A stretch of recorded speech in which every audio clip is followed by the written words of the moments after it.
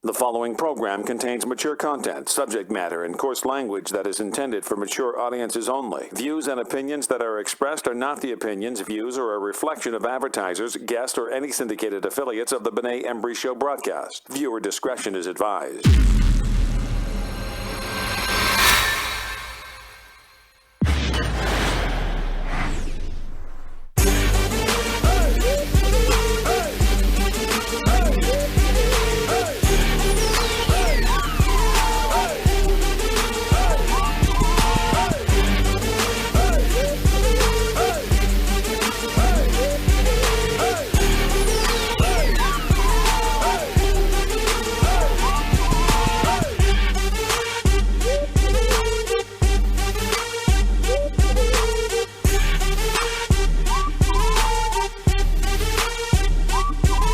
Oh, yeah, this is the BENET-EMBRY. Benet Embry, host of the Benet Embry Show, coming to you live and uncut right here, right now on PodCityPodcastNet.com, as well as YouTube Live, Facebook Live, and Pluto TV. What's happening, family? What's good in the neighborhood, man? This week started off kind of rough. Can't even front, but I'm going to get into that a little bit later. Ladies and gentlemen, as you can see, Nick Shady is out. She's doing the Libra Girl 1016 thing. She's off celebrating her birthday. What up, Slick Nick, a.k.a. Nick Shady, a.k.a. I Am Miss Nikki, a.k.a. Chronicles of Nikki Jackson. But we do have the actress supreme in the building, ladies and gentlemen. She's going to be taking her place tonight. One of my favorite people in the whole wide world. Oh. Ladies and gentlemen, I would like to introduce you to Miss Tiffany Lee, a.k.a. 12. Thank you so much. You made me feel so loved today. And see, we got your name right and everything. You did. Oh, I feel so loved. Thank you, Ted. His name is not Teddy. Jason. No, that's Jason. Oh. Thank you, Jason. J-Son. We gave him street credentials. Oh, okay. Yeah. Jason. Yeah, son. S-U-N. Oh, okay. Like okay. Son, like East son. Coast, like sun. Oh, Yeah. Jason. Yeah, like because he What's shine. up, Jason? Yeah, Okay, because he gotcha. shine like one. You dig? He was a little bright. All right, ladies and gentlemen. Also, we got the man with the plan. He is the show manager. He is the angriest, high yellowest black person on the face of America. He is. The political analyst, Mr. James D. Kane. I don't think I'm angry at all. Oh. Just don't like you. Uh-huh. Genuinely. Just saying. So what I was saying, ladies and gentlemen, before we go any further, I would be extremely remiss if I didn't share this. This is something that affected everybody in the poetic community, and not just the poetic community. This affected, just the word in general. We have a very tragic loss. Rage Almighty, the dynamic. I don't even know what to say about him, because once you've heard him do his thing, then you would understand exactly what I'm talking about. The brother was positively deep, positively dope, and he was just 35 years old and died of cardiac arrest. So if that ain't the example of, being gone too soon, I don't know what is, man. So shout out to his family, shout out to him. We're going to play one of his poems so you can see, but please go to his Instagram, go to his Facebook, it's still up, and please go to his, it's kind of rough on me. Please go to his YouTube. It says here, I'm going to read this and then we're going to continue to go forward.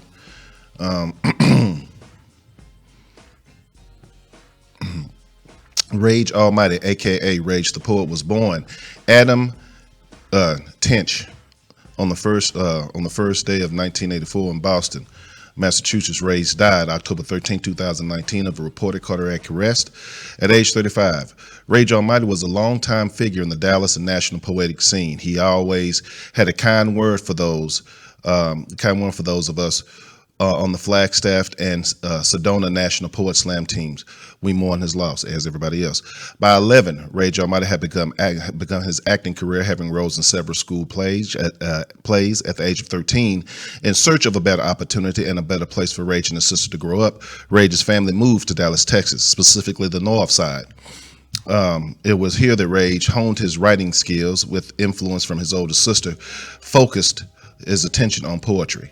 He quickly became known around school for his poetry, and it was at that time he picked up the name Baby Rage. The name was given to him by a high school anger management counselor due to his disdain for towards his surroundings. Although Almighty was added later to his moniker, just as Baby was dropped, spawning his ever-growing confidence as a talented poet. Rage Almighty eventually came across a fake ID, which allowed him to take his poetry from high school slams to eventual various clubs and open mics across town. In the meantime, he continued to perform numerous schools, plays, and talent shows. By the time he was old enough to get into many venues with his own ID, Rage Almighty had established his name as a local underground poet. His clever rhyme scheme and versatility what got him the attention, from the harsh reality of subject matter to a smooth swagger and some of his more sensitive material. Rage Almighty has something for everyone. From a poet, he expanded into a rapper as well. Don't let the poetry fool you. He'd say, as his reputation of a fierce MC. Ladies and gentlemen, I'm finna share this on my page. I can't even read to go through all of this, but you know, this cat here opened up for T.I. He opened up for Dead Press. He opened up for Chrisette Michelle, Brand Nubian, as well as world-renowned poets like Nikki Giovanni and Saul Williams. You know, Rage was also involved with, you know, youth advocacy, you know, leading workshop that focused on emotional literacy and mental illness. And in 2016, the organization Louder Than a Bomb named him Teaching Artist of the Year. So once again, ladies and gentlemen, we have suffered a tremendous loss in our community. So we're gonna play one of his poems, and we're gonna have a moment of silence. Rest in peace, Rage Almighty.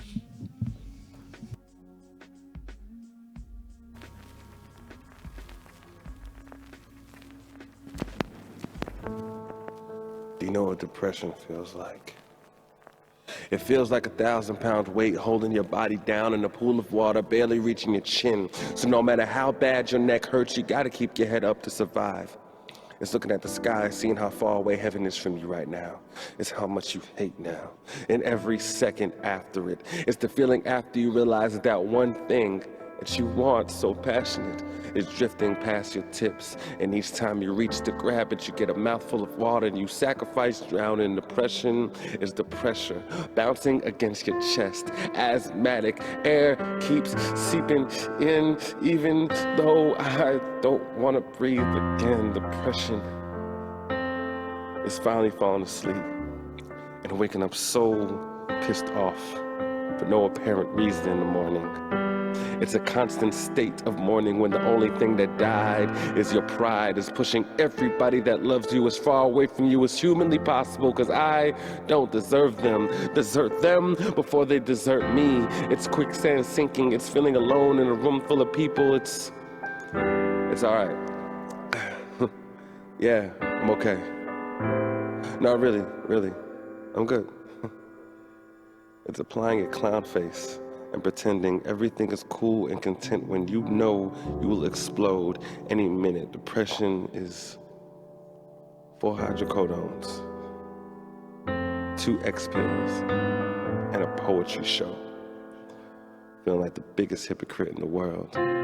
It's tears that'll never fall from your cheek. Fear of adding to the water I'm already chin deep in. Yeah, I wanna die, but not that way. Maybe Kurt Cobain like, possibly Chris Benoit type, partly Chris Farley. Feeling like the biggest clown in the smallest circus, worthless. And when will my best be good enough anyway? It's being afraid of being alone with your own thoughts in an empty apartment, but not wanting anyone around you. It's going to the bathroom in total darkness, not wanting to see your own reflection. It's taking 5 showers a day at least and still not feeling clean. Depression is the demon at the bottom of a Zoloft bottle. Depression is the reason I called into work today, and yesterday, and the day before that, and the day before. I could get 100 hours of sleep and still feel tired as hell. Searching for a clear definition of self. It's the thanks for nothing look you give the people who tell you to pray and everything will be okay. But the only explanation is crazy. But you wouldn't call me crazy if you knew how much I hate me. It's biting your nails till your fingers bleed. It's steadily grinding your teeth. Depression is the reason this poem has no ending.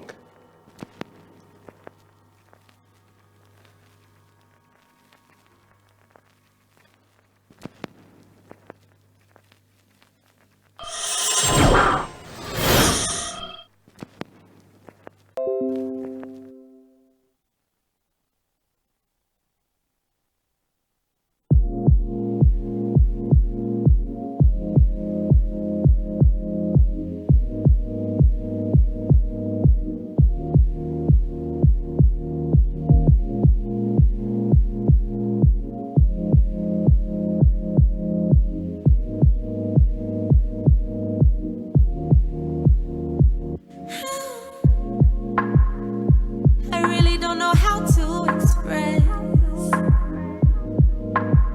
the way I wanna make you feel, the way I really wanna capture your breath and just show you what's the deal. I just want to deliver, hand you your heart's desire, hand you your heart's desire.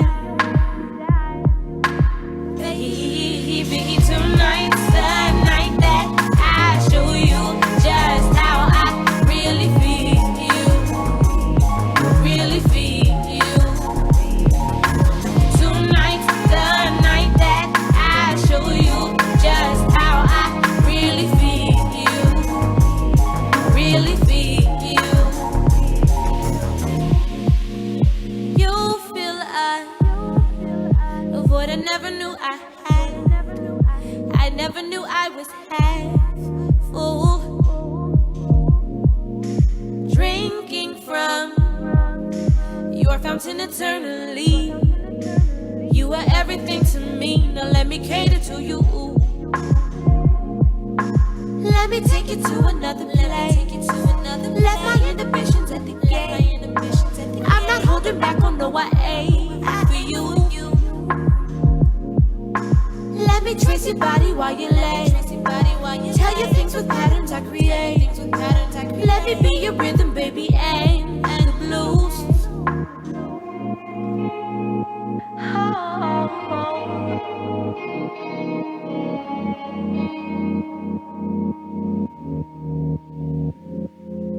I just want to deliver, hand you your heart's desire, hand you your heart's desire. Baby, tonight's the night that I show you just how I really feel, really feel.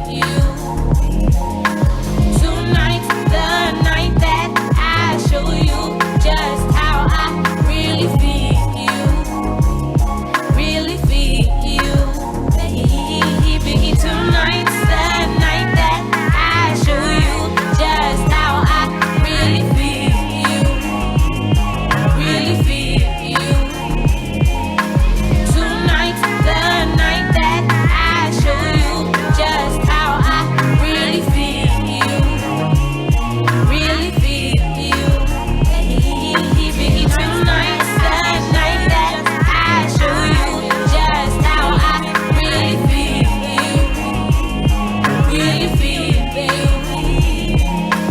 Tonight's the night that I show you just how I really feel, really feel.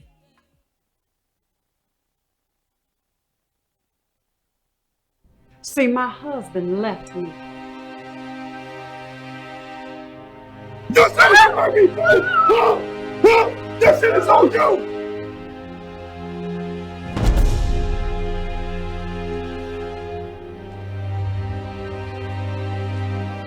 She came back. We just wanted to protect you, baby. You promised me that you would never keep something like this from me. Yeah. What you do on the nigga? Dab on the nigga. They gon' love this shit. Where'd you get this shit from, fam? I just came out the trap with this shit. Hey. Hey. 30 for 32. Trap looking powder blue. We selling Zans, gas. I got the parents. The first thing I think about when I wake up in the morning. I'm leaving packs up the avenue. I don't live friends over at the woke. Hop at the photo, hop in the coat. Not taking photos. The most beautiful, most intelligent, most talented woman I've ever known. I love you. I'm leaving packs up the avenue. I don't live friends over at the woke. Hop at the photo, hop in the coat. Not taking I photos. love him so much. I can't see myself with anybody else but him. You brought pain and suffering to your life.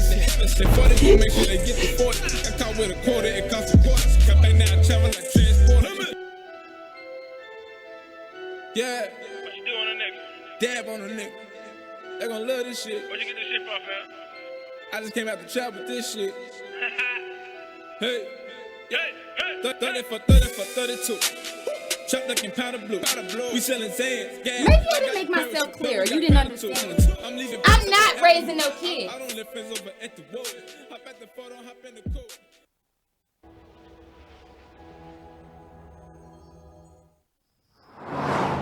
What made you pick me? I liked your picture. What? You had this sad look on your face. I felt sorry for you. Damn. So what happens tonight? Did you think we were gonna have sex? Nah, look at you. No. I thought we were gonna hang out, maybe get to know each other. You're swerving a little bit back there. Go ahead and ask you to step out of the vehicle for me. Get on the ground! Are you serious? Why is he under arrest? Just chill, just chill! Get back in the car, you're going to jail too! Yeah.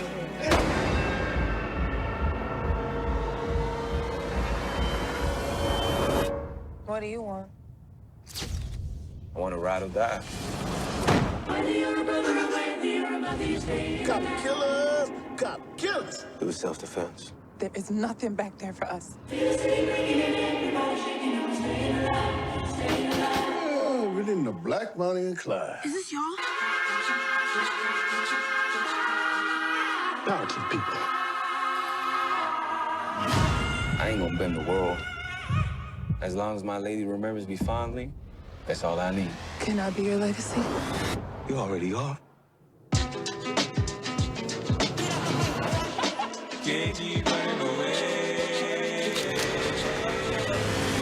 I think everything is destined.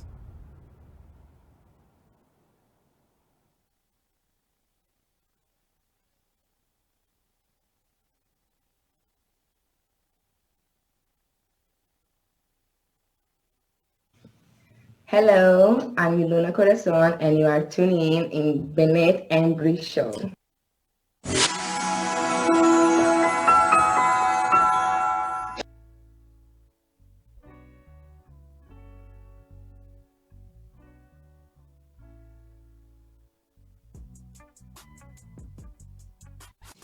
All right, ladies and gentlemen, we are back. You're tuned in live to the Benet Embry Show. Once again, Nikki Jackson is out. She's getting ready to go on her her birthday vacation. So whatever city she going to, y'all look out for her because y'all know how Nikki is when she get a little turned up. So just make sure she's okay. But in her stead, ladies and gentlemen, taking over Nikki's hot spot tonight, once again, actress supreme, leading lady. Not only in Love Torn Between Two, my movie, but also Southern Truth. Can't wait to see that. That being said, ladies and gentlemen, here is 12.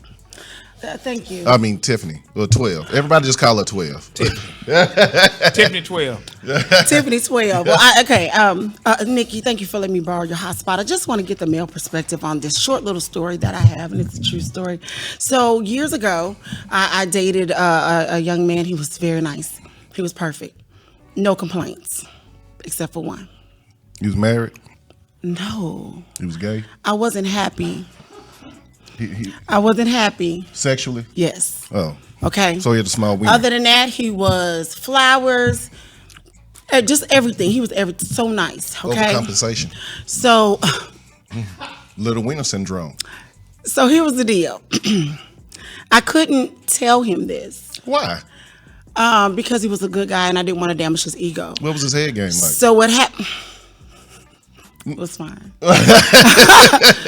But because I didn't want to damage his ego and I wasn't happy, I was mean. It made me mean because I wasn't able to just say that I wasn't happy. And so it made me mean. And so my reputation with this person is very negative and he would never talk to me. He would I'm the biggest whatever bitch. Yes, that you could ever meet. He would want nothing to do with me. What would you guys rather have? Do you want your ego intact? No, it's a or I just took the L and just take the bad reputation. I'm mean, I'm ugly, I'm this, I'm that. Okay, that's fine. I'm just trying to protect you, sir. Well, that's the deal. First off, why are you pointing at me? This the deal. So let's be grown about this, ladies and gentlemen. Not every man is going to pleasure every woman all of the time. I don't have small wiener syndrome, but on the same token, I know in some of my little escapades, long time ago, pre-marriage, pre-marriage, I was just out for me. Qualify that, brother. Qualify. Yeah, That. I was just out for me. I didn't care if she got hers, or especially when I was, in my early 20s. I didn't give a damn if she got hers or not. I was just mine. So I'm pretty sure I left a lot of bread on the table, a lot of points on the field, so to speak. So shit, but hey, one chick told me, she was like, "You only go 5 minutes. Well, that's all I need. I got mine. You get yours." So I don't know, 12. I mean, how old were you when this thing was going on? I was in my early 30s. So, guy treats you right. Yes. Flowers, romantic, all of that stuff. Didn't mistreat me at all. But because he had a small wiener, that's so. No, she didn't say that. She didn't say that. She just said she didn't say that. She said he didn't satisfy her. Yeah. Was the weenie small? Yes. Oh, okay. That's what I thought it meant. Because even if he had a big wiener with a 2-minute brother, she could have kind of worked with that a little bit. You can get him back erect, but if he's just if it's just going in and just like, then. We got sound effects. Unfortunately, but you ask a real deal question. I mean, this is the question that I would ask. So and you ask for a male perspective. I mean, if a guy is doing all of that, obviously he likes something about you, and you're right. I don't know. It's a sensitive subject with a woman. I mean, but how would a guy tell a woman that she don't do it for him? And I'm not trying to put it back on you. No. And I mean, this is the reason why I'm saying is that in my past I've had some women that were nice, and I had some that I felt like it's like, hey, you need to tighten up your game on your hygiene. Cause I'm like, hey, you stink. Yeah, you need to tighten up your hygiene. There's no summer Eve-ish. It's not summer Eve-ish down here. Well, okay. Maybe you going around like Taco Bell. Now you come in and I've had people that just had body odor. Shrimp. And I'm not, and I'm saying, no, you're so ugly. What did he say? I said, the girl smell like shrimp. Smell like shrimp. In the trash can? Is it cocktail or fried shrimp? No, cocktail. No, some old raw shrimp. Oh, raw shrimp. That got thrown out in the trash in the summer heat. Hey. What was told to me was, you illed out on a great guy. You this did. Guy, that's all the good Lord had given him. And it's not his fault. And you illed out. How would you feel if the same criticism for you? Maybe if it was like, for whatever reason you messing around with a dude and you didn't do it for him. He couldn't, reach his climactic point. How would you want him to tell you? Would I want him to get mean and break up with me or tell me? Tell you. What's the problem? What problem is it? Hygiene? No, it's not hygiene. I just don't do it for him. Yeah, you just can't get him out. Well, no. I mean, okay, now, y'all come in and women are masters at this. Well, y'all will go in and y'all will fake an orgasm. Y'all can do it. I'm too old. I'm too old. Okay, I'm too asking old. the question. Have you ever faked an orgasm? Yeah, Hey, when I what's up, didn't know Tate? what I was doing. Huh? When I didn't know what I was doing, you told So me. were you doing that for the guy's benefit? Or I just wanted it over with. You know, sometimes you just want it over with. Like, dude. Okay, get up. Just Get off me! I'm ready to go home. Scandal coming on. You know, whatever. Just, you know. But I'm telling you, from a man, when a woman's not into it, some men will be like, they just so much in their zone that they won't notice it. But most men notice know. because it's like, that's why you hit it from the back. There's no. If you know, I'm serious. If you can't make her feel a certain type of way, missionary style, then you gotta either hit it from the back or let her get on top. One of the two. Oh, I thought you just didn't want to look at her. No. If she like, I've had these conversations with some of my homeboys before, and he was like, "Damn, man, I can't." I said, "Dog, bend her ass over, or put her ass on top, because if she doing all the work, she gonna make sure she get hers. Then you good." Or that's why I asked what his head game about. If you know you ain't rocking real strong down there, you better get your tongue action on point. Make sure she at least gets something. I just felt like that's not going to do it. Rico said, "Tell him the truth. His ego will heal." Thank you, Rico. That don't mean his dick is go grow. Yeah, no. I'm just saying. If we keep it at 100. But see, that's the problem. But you don't want to hurt. I didn't want to. 12. If he don't listen. I mean, this was years ago, y'all. You know, so. But it's the whole thing. I'm 40s. pretty sure that, you know, it's been a chick that was really, really into me, and for whatever reason, I was not into her. It could have been, you know, the way she looked or the way she was shaped or whatever the situation is, and I just had to bite the bullet. Listen, I know you're gonna be a good woman for somebody, just not me. And I'm not trying to hurt your feelings. We can still kick it. We can still be cool, or whatever the situation is. But as far as going to an additional level, yeah, but you didn't tell her she was whacking bed. No, see, hold on. There was somebody that came on our show some time ago before we were at this station, or at the previous station, that came in talking about a man and what a man had to do to please her. And she came in and said that if he ain't got some wood as big around as a Coke can, then he can't really do nothing for her. Well, and I was just like, I'm out. Yeah, I'm out. I'm like, I could never do nothing for you. Not even because I mean, the average woman that I meet, they'll tell you, dude, I don't want no dude with no foot long extension of an arm or a leg. Shit. Trying to ram that up in me. You heard what Nick Shady said. Listen to what I'm saying. Nikki said they may say the motion, something about the motion of the ocean. She said the ocean don't move with a tugboat. No, the ocean doesn't move with a tugboat, but they don't want no damn barge trying to run up in them either. Yes, you can. And bust them out. So, what is you your? You can get penis implants. I've seen them. I worked in urology, y'all. I worked in urology. So, what are you before? You like big wieners, or you just want a mid-sized wiener, or? I'm just saying, I'm sorry to the dude. That's all. No, I'm just saying. Apparently, you have a preference on wieners.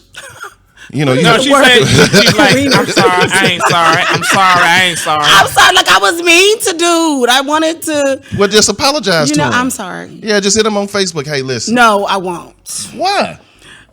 I won't. I tried 2 years ago. This was many years ago. He's, Well, hell, then. But he doesn't understand why. Okay, then break it. Well, just say, do you think he'll see this show and know it's him? Well, now she. Just asking.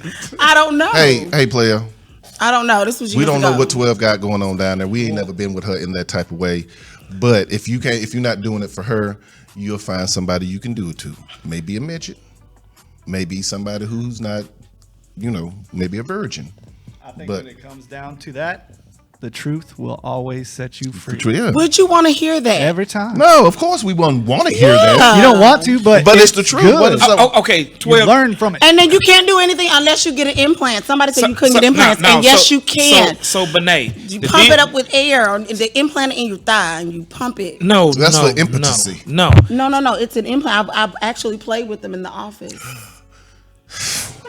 It looks like two long balloons on the shaft. Played with. And how the balloon goes through your groin.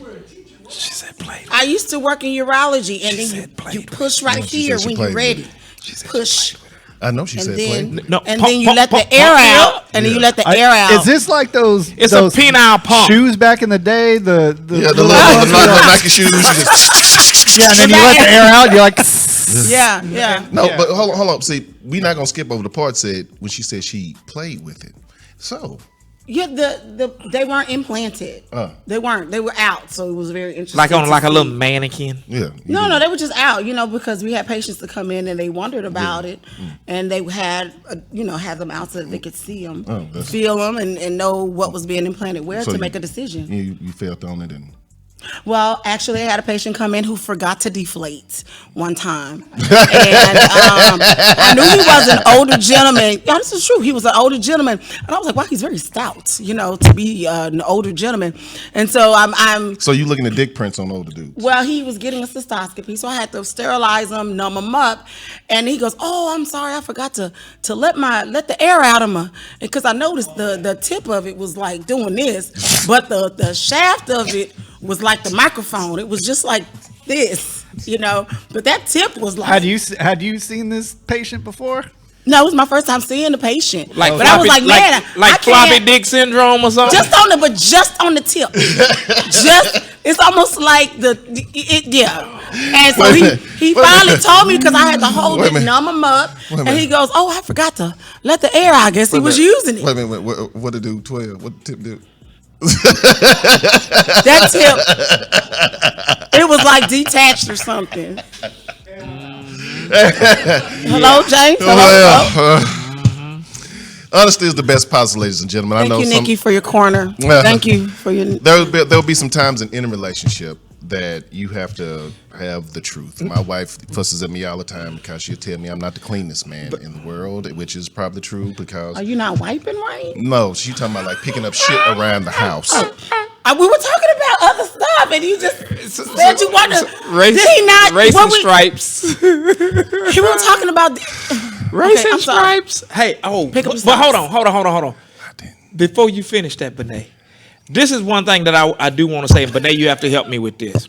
So, when a woman is breaking up with you and she's mad, what's the first thing she say about you? With your little dick ass. So that is a falsehood. No, we do not say that. They gonna go from your dick size to your mama. No, we don't. No, I'm telling you. And that's why your mama drunk with your little dick ass. That is not what we. Funky motherfucker. Jason, don't believe that. You over there laughing? No, that's true. No, it's not. Jason, a black woman will tell you got a little dick when you break up with you. No, ladies. I was just trying to work with you. You didn't really do it for me any damn way. Yeah, with your little dick ass. You coming here with all these damn demands with your little dick ass. Hey, you can't even pay the motherfucking bills on time with your drunk ass mama. Funky motherfucker. With your little dick. Yeah, with your little dick. Shit, I ain't had no good dick since before I met your sorry motherfucking ass. Just like that. Okay. Yeah, just like that. No, I just sit up there. You can get mad. Because I done heard it before. Yeah, I done heard it before. And it was like, all these times that your ass was just pumping sweat and you were crawling up the goddamn headboard. Oh, I was little dick in too. I didn't say that, James. I said, well. Okay. I said, well, your sister liked it. So did your cousin. What's she gonna say to that? So you want to be on Channel 4, 5, 8, and 11. You just want to be on all the episode of Cheetahs. Oh my, no snap. Yeah, whatever. Oh my God. But I'm just saying, that's the woman's number one defense That's line. the number one thing. But what does a dude say when you come in there? Because I know I ran across a woman back in the day. I was like, I ain't doing nothing for this chick.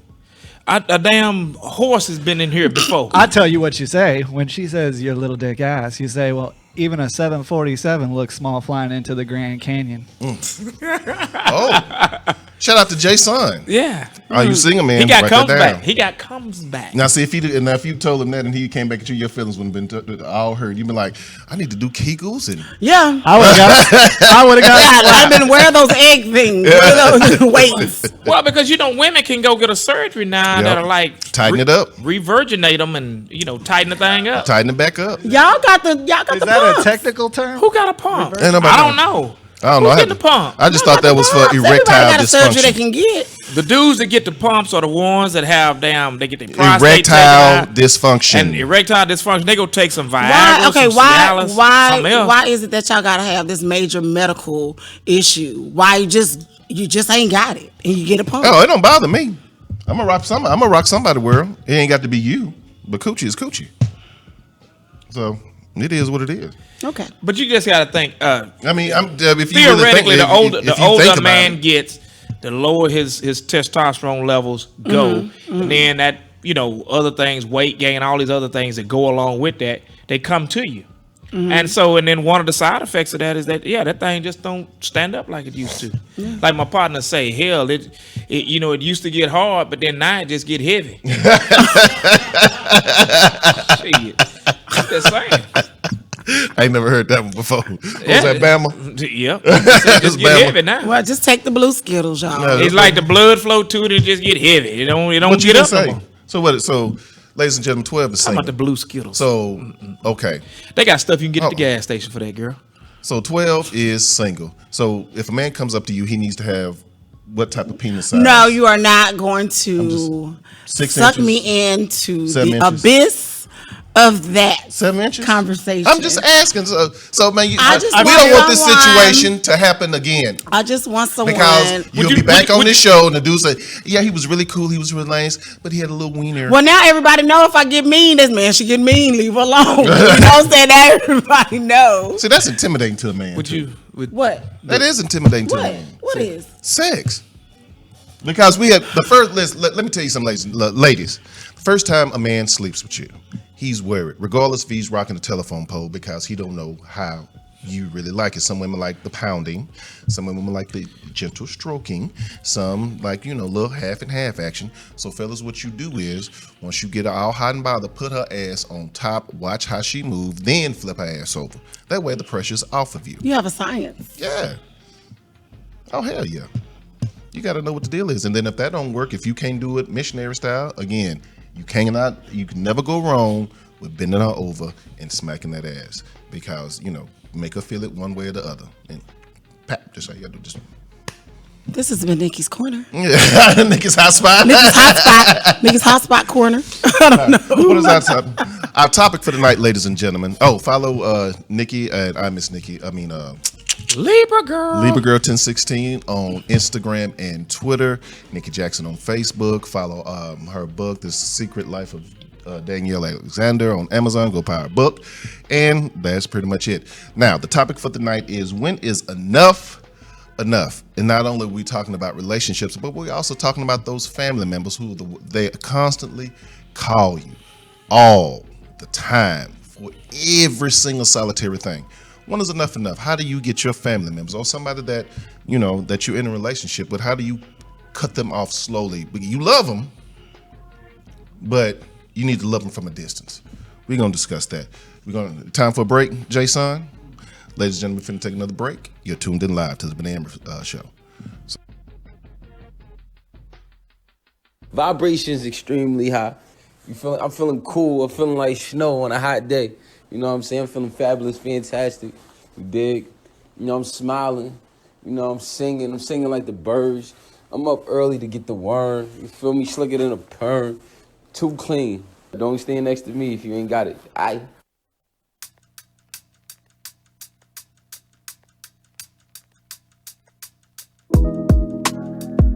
It's not that I don't want you here. Yeah. It's something about the way you stare into my eyes. I know that I don't make things clear. No. I fall for you every time I try to resist you. We can get away. Palm trees, beach views, ordinary day. All I wanna hear is in the visions on replay. Sit right next to you. I try not to show how I feel about you. Think you wish you were, but we don't really want to. I just wanna get away and sit right next to you. I don't wanna kiss you. Yeah, I just wanna feel you. Feel you. I want you around.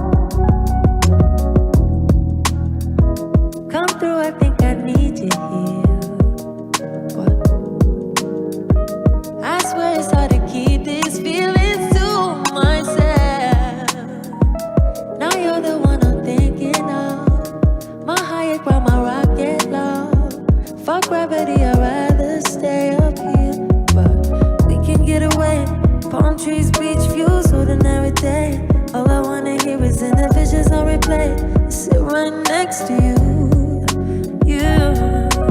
I try not to show how I feel about you. Think you wish you away, but we don't really want to. I just wanna get away and sit right next to you.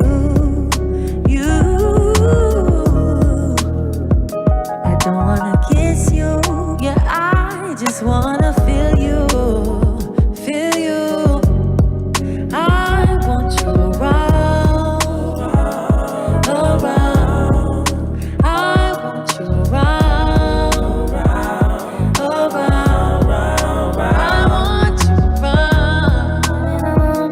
Around. I want you around. Alright.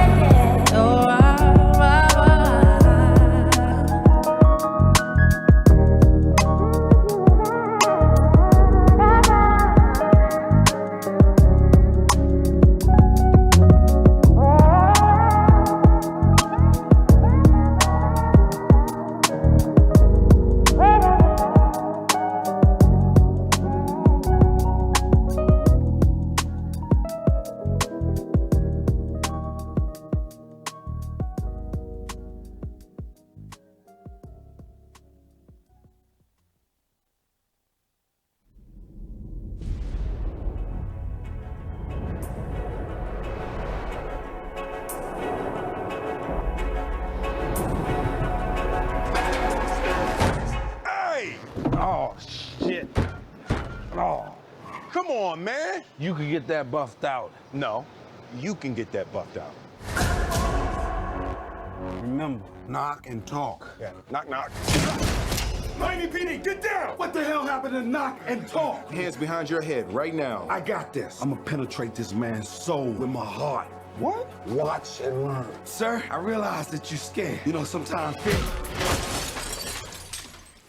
How deep you think you got in his soul? I'm done, Mike. I'm retiring. Uh-oh, here we go again. You want your legacy to be muscle shirts and body counts? Look at this mess. It's carnage. I didn't do all this. You didn't shoot anybody? Well, come on, Cap. You know I shot some people. Yeah. Fuck me. Fuck.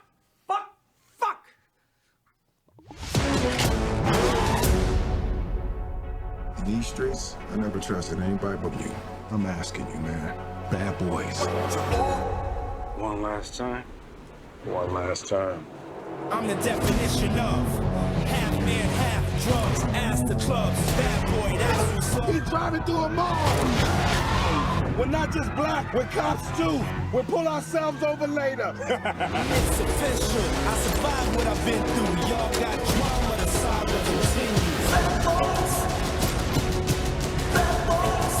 We ain't going nowhere. You were right about the glasses. I've been telling your ass for a year. We can't be stopped now. Shit, Mike. These are like HD. Cause it's bad boy for life. We ain't going nowhere.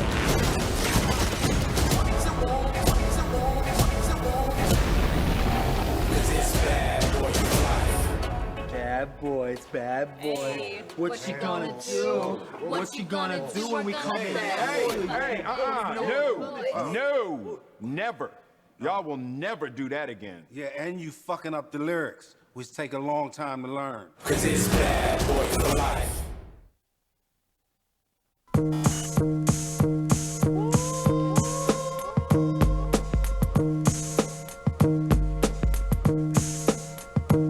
Hey y'all, it's your girl DJ Spinderella, and I'm here to let you know about my latest venture.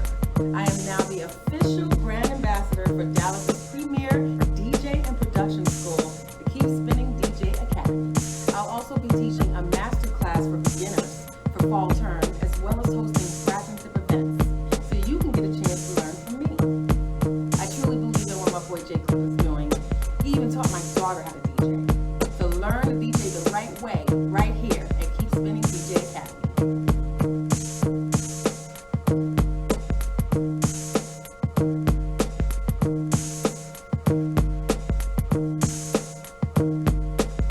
The S, the P, the I.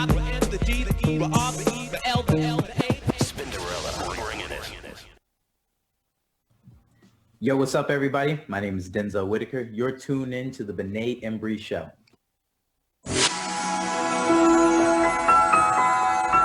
All right, ladies and gentlemen, we are back. You're tuned in live to the Benet Embry Show, and our topic for tonight is: when is enough enough? How do you distance yourselves from people I like to call emotional vampires? And they really, to be honest, they really don't mean no harm, but they always, when you see their name pop up on your cell phone screen, your spirit just immediately drains. You'd be like, oh shit, here we go. What the hell is finna go on now? What the hell is popping off now? What's going on now? What's the deal like this? So I'm gonna go ahead and pass it over to James. No, don't pass it to me. No, I was gonna say, how do you deal with that? I don't answer.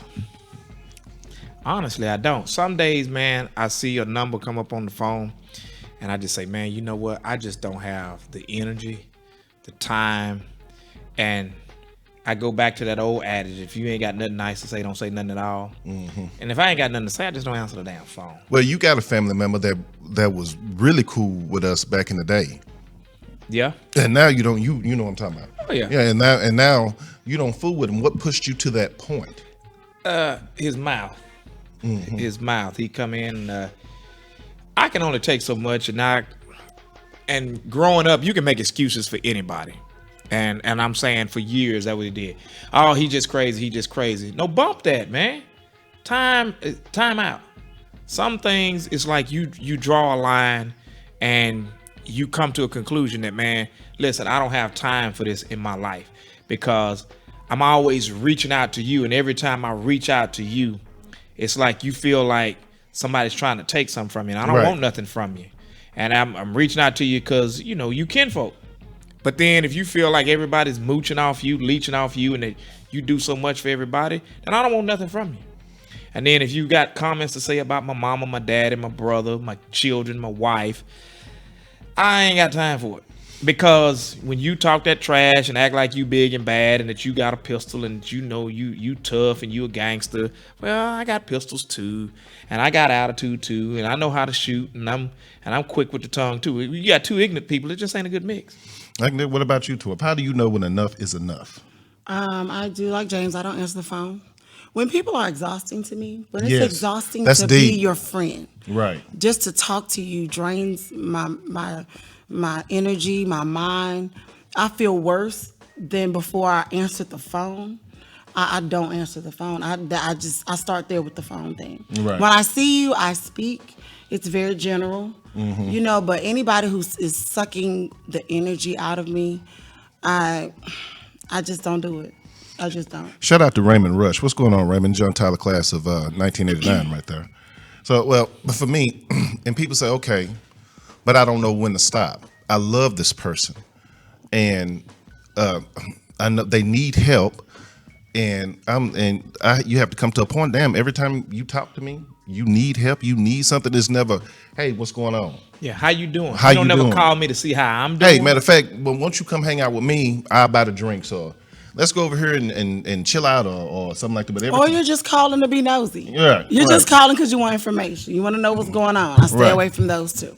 Oh yeah, yeah, Those you just want to be in the know. You just want to know what's going on with me. You don't want to hang out with me or nothing like that. You just want to strike up conversation to see how I feel about insert whatever's going on. 'Cause- I won't answer the phone. Because me and James are notorious for not answering the phone. Like right now, I guarantee if you call any one of us, our voicemail is full. It's only a select few people that I answer the phone for continually. And some of the people are genuine, but 9 times out of 10, when this phone rings, it's somebody that wants something. And there's nothing wrong with that, because business is business. But on the same token, if you call yourself my friend, then be my friend, because hell, I go through shit too.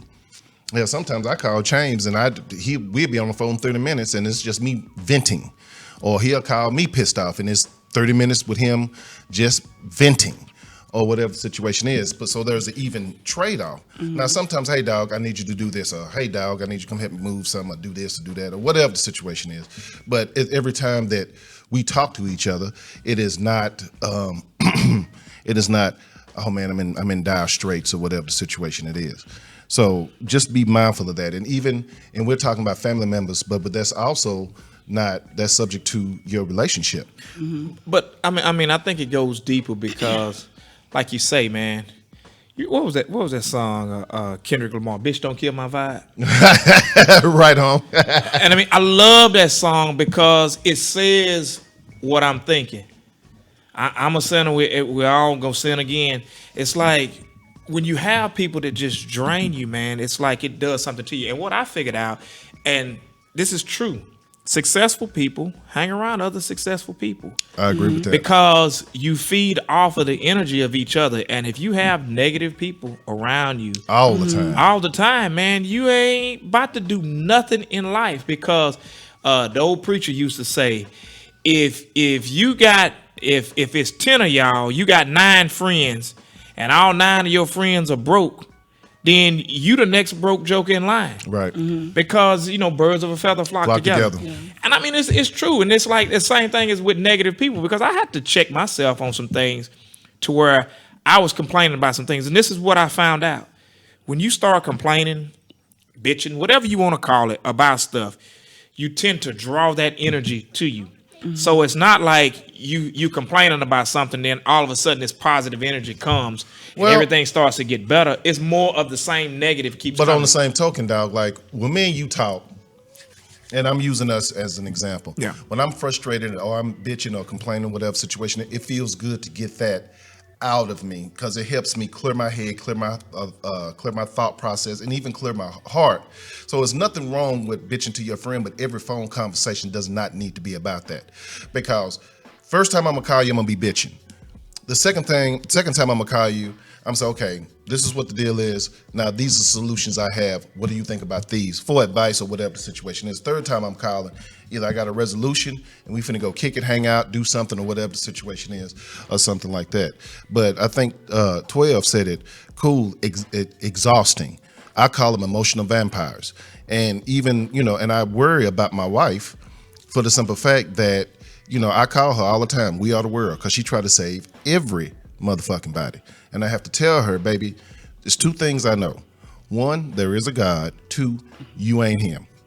So you can't save everybody. Sometimes you got to pray for them and go on about your business, because you cannot sit up there, because that takes energy away from you. I hate talking to people on the phone.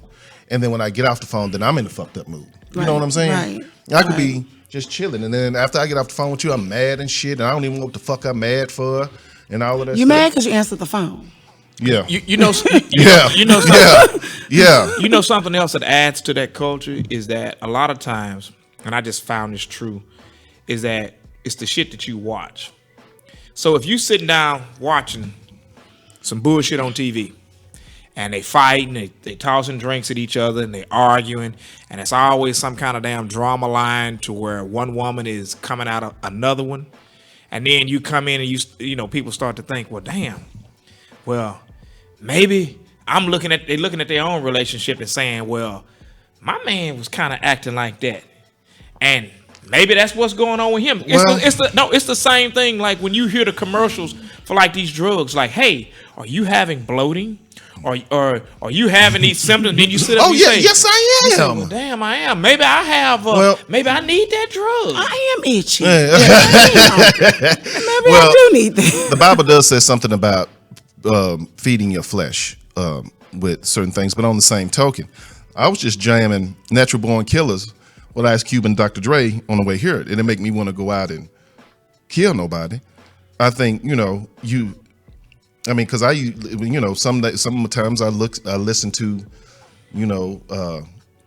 different songs and stuff, but it doesn't affect me one way or the other. Neither do I watch what I watch. I think, people get that confused. Entertainment is entertainment. Right. I'm really skeptical. I mean, not disagreeing with you, James, but I'm kind of skeptical on that for the simple fact that, I know that South Park ain't real. Mm-hmm. I know that I can't do that shit that I see on MacGyver. I know Star Trek is fake. You know what I'm saying? Star Trek. I have not. I would like to be. Star Trek is not fake. I would like to be a Jedi Master, but I'd never be that.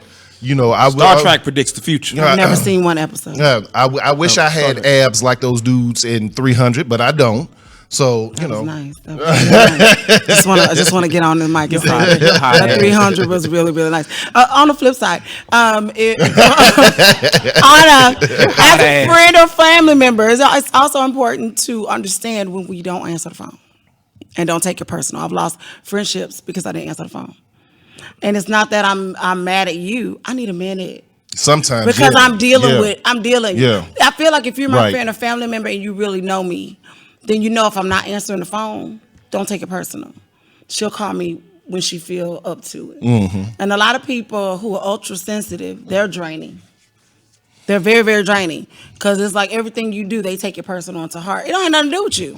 Well, does that I matter? just don't want to answer the phone. Does that matter on the relationship that y'all have? Like, if I call James on Monday Mm-hmm.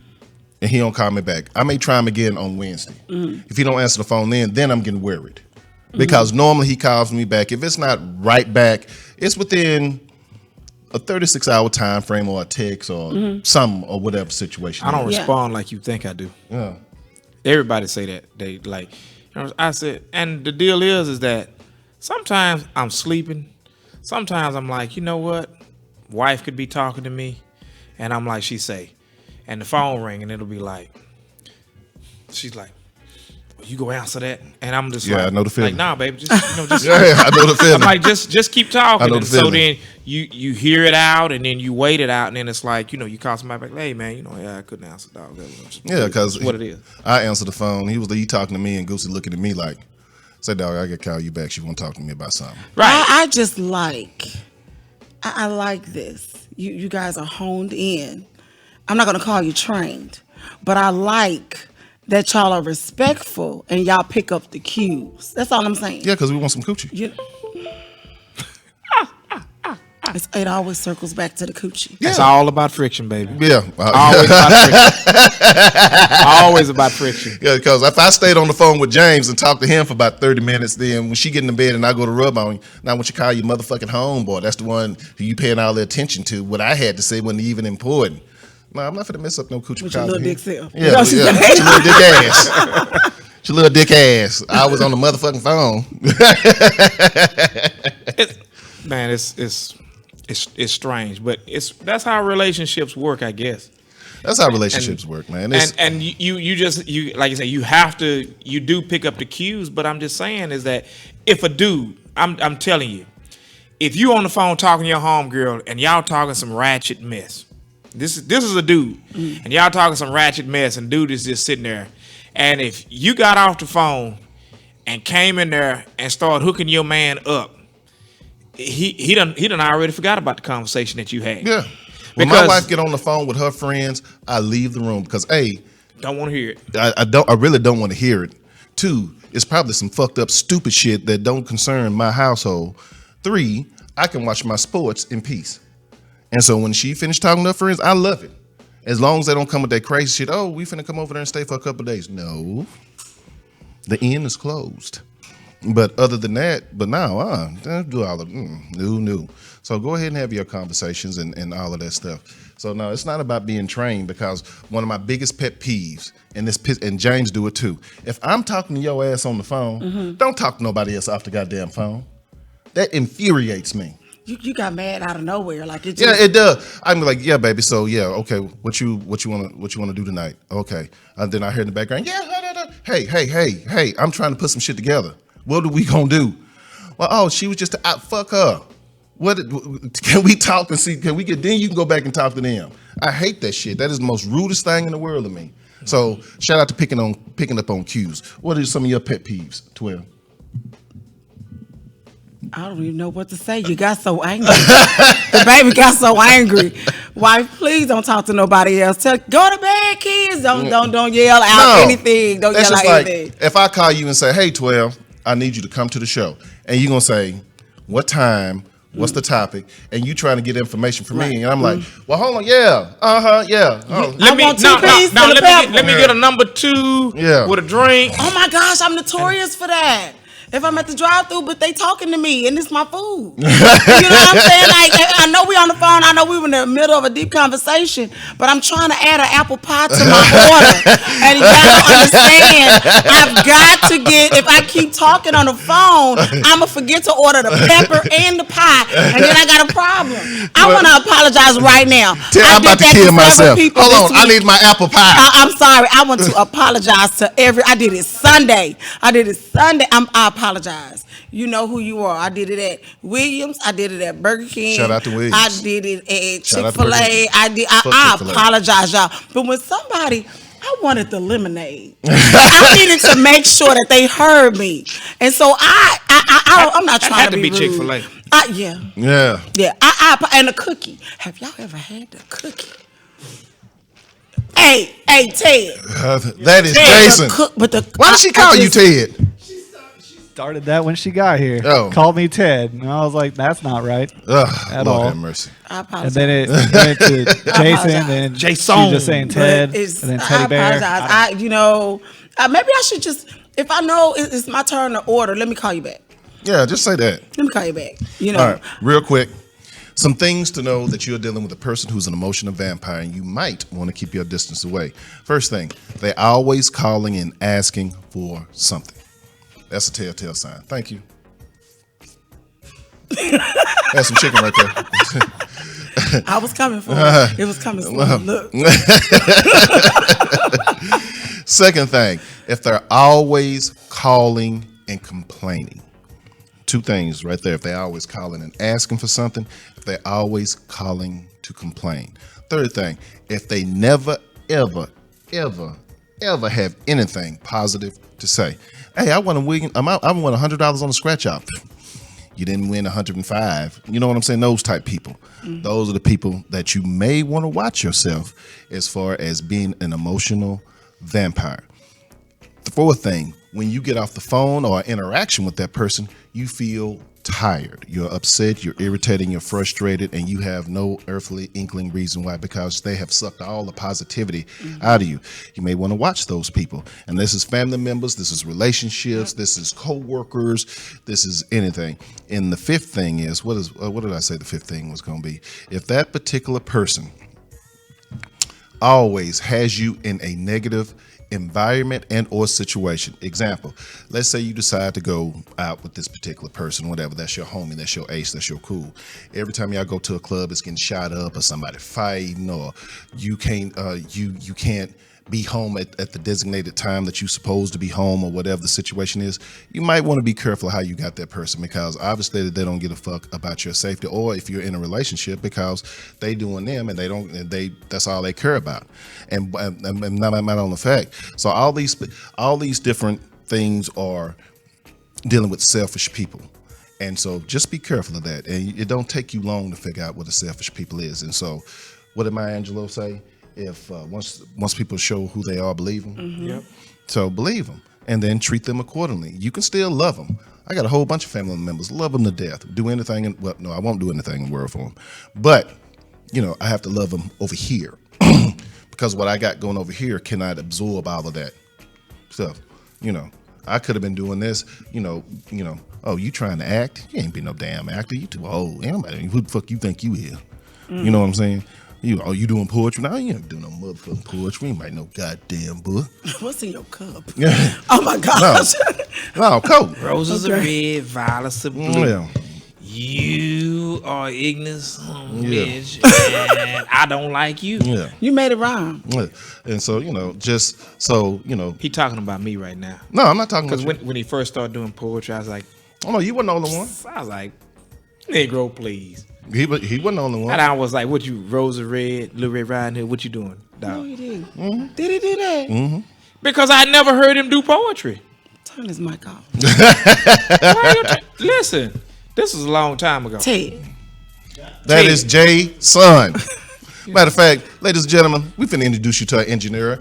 His name is not Ted. This is Jay's son. J-S-U-N. You see him in the streets. We call him Jay's son. S-U-N, because he shines like one. Go and throw that peace sign up again. Yeah, that's what I'm talking about. He's a gangster. Yeah. I think I should call him Jason. Jay's son. I think I should call him Jason. We good? I don't know. I was thinking about doing my hotspot, but I mean, not my hotspot. My kinfolk meet all those criteria. The whole family reunion, just the whole entire family. Just everybody at the barbecue. No, everybody. I have a cousin that meets all of those criteria. I got some family members. We all do, and it's nothing wrong with loving them. And I ain't got to call his name. He know who he is. But just I try to keep those people out of my household and away from me, because it's nothing. It's just drama gonna happen. One thing I hate. Being 48 years old, I hate drama. And when I was younger, I get into the mix a little bit. Now I just want to go out, have a peaceful time, play with my wife booty, and always back to the booty. Oh yeah, I like her booty. All roads lead to coochie and booty. Yeah, just friction with these two right here. Friction. This is from the woman who broke up with a good man. Oh my gosh, you cannot be honest on this show. Hold on, because he didn't have enough friction. Yeah, because he didn't have enough friction. Nah. She said that was she said no. she did the Adele Givens thing. A whale with a tic tac. A whale with a tic tac. Yeah, that's you. I didn't want to hurt his ego. That man probably right now in therapy. I don't know why she don't love me. I'm quite sure he has moved on to I don't know why bigger and better things. Probably not places. bigger. I don't know about the better part. I don't even know why I brought this up in a room full of guys. I have no idea. Can we talk about stereotypes then? And maybe he found him somebody in another culture that he can satisfy. She probably. I wasn't gonna say it, but that's what he did. Since you did. See, that's boy. Yeah, but I apologize. I've learned a lesson. You guys would rather us to be honest. Yes. Straight up. Yes. And your egos will heal. Yeah, it'll hurt. That's a lie. No, it'll hurt. I thought that's what y'all said. That's what he said. No, let me. But even somebody on the things that our egos will in heal. my D.L. Hughley voice, I trust my ability to lie more than your ability to forgive.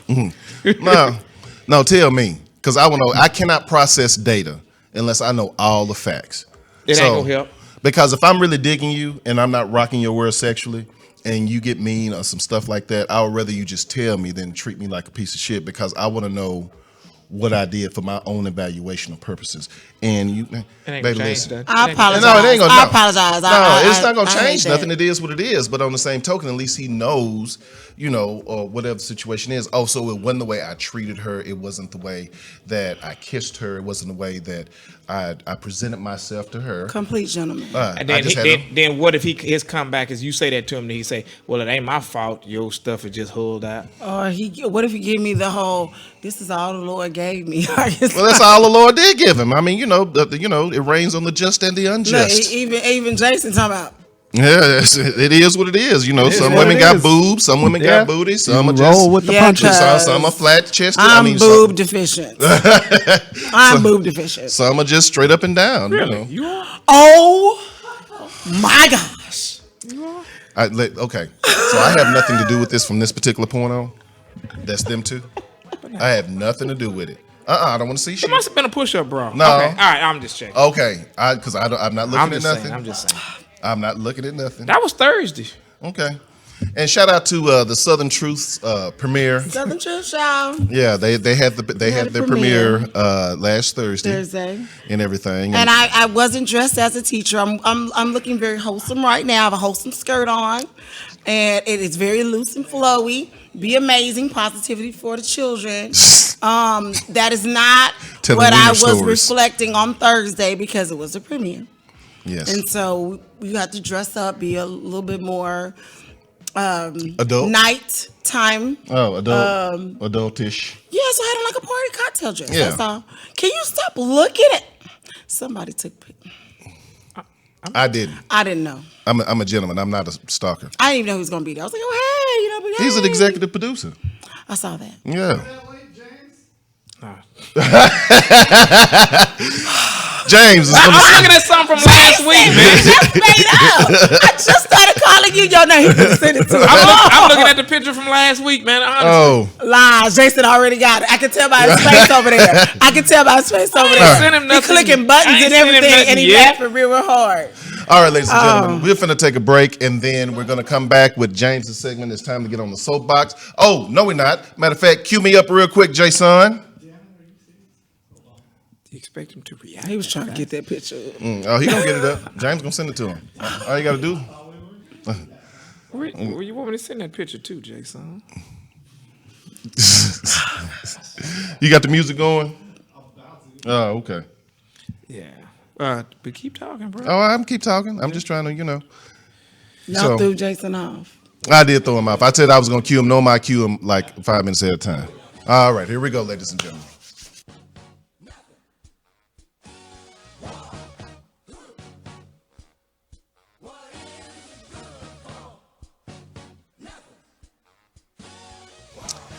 All right, ladies and gentlemen, it is time for my segment. This is just a thought. So, it is now open season on black folks again, huh? Earlier this week, when did this happen, James?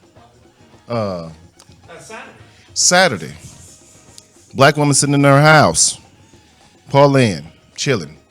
Playing video games. Playing video games with her nephew. Yep. And got killed. So I wonder what the excuse is going to be now. Now, I guess somebody who's close in the family said, we still forgiving now, because he said, I'm not forgiving shit, and I don't blame him. Oh, that was her father. That was her father. And yeah, he said, that's my daughter, my only daughter. Exactly. So no. So it's open season on black folks. And I wanted to touch on this for just a second, and I want to appeal to people who don't think Black Lives Matter or have a problem with the name Black Lives Matter. This is not all a coincidence, ladies and gentlemen. I'm talking specifically to you. We just had, last year, a man killed in his house. Cop only get 10 years. On 2017, I believe, a young black male was driving away in a car. He was shot dead. The officer, by a police officer, he only got 15 years. We had a video of Philip Castile pulling out his wallet, get shot while he was pulling out his wallet in front of his stepdaughter and his girlfriend. We have Freddie Gray. We have Trayvon Martin, who was killed by a police officer, but security guard, whatever. And we have all these different instances. What is it going to take for you to understand and hear us? We're not saying that every police officer is a bad person. That's not the case. We're not saying that our lives matter more than your lives. We're saying that our lives matters just as much as your life. Because had the tables been turned and it was a black officer that killed somebody in their house, it'd have been 99 years to life, if not death. You want to put somebody in jail for a dime bag of weed for 30 years. So you're telling me that I'm in my house and my life is only worth 10 years. You're telling me on a welfare check, and for the youths that don't know, that's when somebody just calls the police to your house just to check on you, make sure you're okay. But you end up getting shot. Now, the officer resigned, but what's the next step? He's not in jail, which is where he should be, because if I go out there and shoot anybody in their house, I'm going to jail. That's exactly who it is. Oh, he's in jail now? Yeah, it looks like the former Fort Worth police officer, Aaron Dean, is being held in Tarrant County Jail by the Fort Worth Police Department. When was he arrested? He's being held on a $200,000 bond and being charged with murder. All right, when was he arrested? Because as of today, earlier today, he was still out. Yeah, I believe it did happen. I want to say this was today. Okay. 10:13 p.m. This was posted on CNN. Okay. Well, he's in jail. Well, that's a good first step. But still, that doesn't mean he's getting life. Yeah, no, he's going to get life. That's just the charge. No, he's going to get charged for murder, and then what's going to happen? They're going to have a life sentence, and then, and I'm not saying that black people need to stand up and start rioting or pop off the revolution. I'm not saying that, but we have to do more than protest. We have to do more than march. We need to get active. We need to get involved, and we need to do things in a healthy way to make people understand that, hey, we matter too. This is our lives that's at stake. It's bad enough that 86% of our women of color, that abortions are performed by women of color. 86% of all abortions are done by women of color. Then it doesn't make any more sense that 50% of of the prison population is of people of color. So between the abortions, the prison, and now the damn police, we'll be extinct in 50 years. People who look like me. So we're not saying that this is not a game. This is not for play. This is serious. Our lives matter. Treat us the same way that you want to be treated. Give us that same respect, because at the end of the day, we are all supposed to be Americans, right? Oh, okay. That being said, ladies and gentlemen, that's my thought for the day. Follow me at Benet Embry Show on everything. That's that quick, that simple. Now we're finna take a break. And then when we come back, we'll get into the soapbox with James Kane, because y'all president is acting a fool these days. We'll be right back.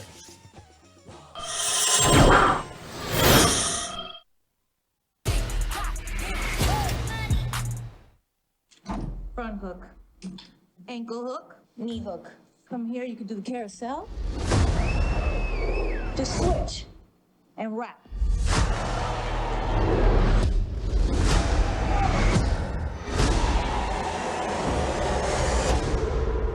Minus 40% is 160.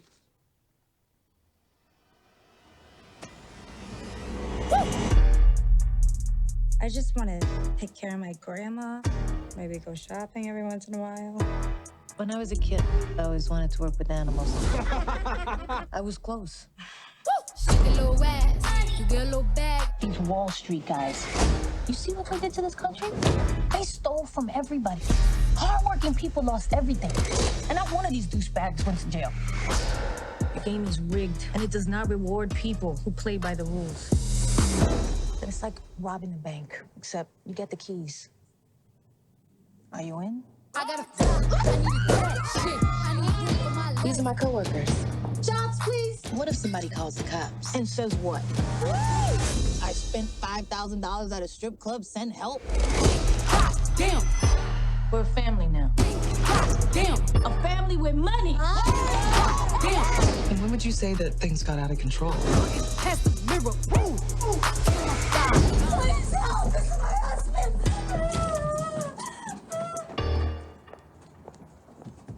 Like a honey bun, spin like a Tommy gun. Roll your 101, get your money someday. I like my niggas start like you say. We gonna eat this like soon. So the guy went back 3 more times. Guess he must have liked it. Boom, hammer time. I was born to flex. Diamonds on my neck. I like boarding jets. I like more than sex. But nothing in this world. I like more than jets. We didn't do anything wrong. You know, Tony wouldn't let this happen. I'm gonna text him. Who gave her phone back?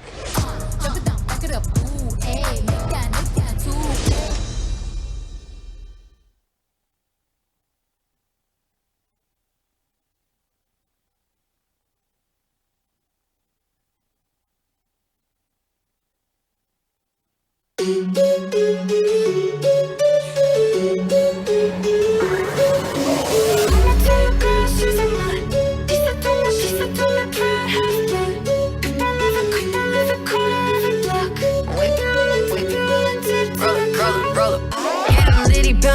Yellow kitty eating Pocky Bucks, bitch, tell her cocky, that's what's up. I'm in Cali making noise, I'm Sotel with the boys, looking hella fresh, Kyoto, I'm the plug. That ladies on me like Somali on tamales, all the senoritas always show me love. Got a fine Russian model, taking vodka from the bottle, Sasha, she don't need no chaser in a cup. It's a new world, all the bad boys and the rude girls. It's a new world. Yeah, we coming up, yeah, we coming up. We don't wanna, we just wanna live. I'm about to come on with the click. It's a new world. Yeah, we coming up, yeah, we coming up.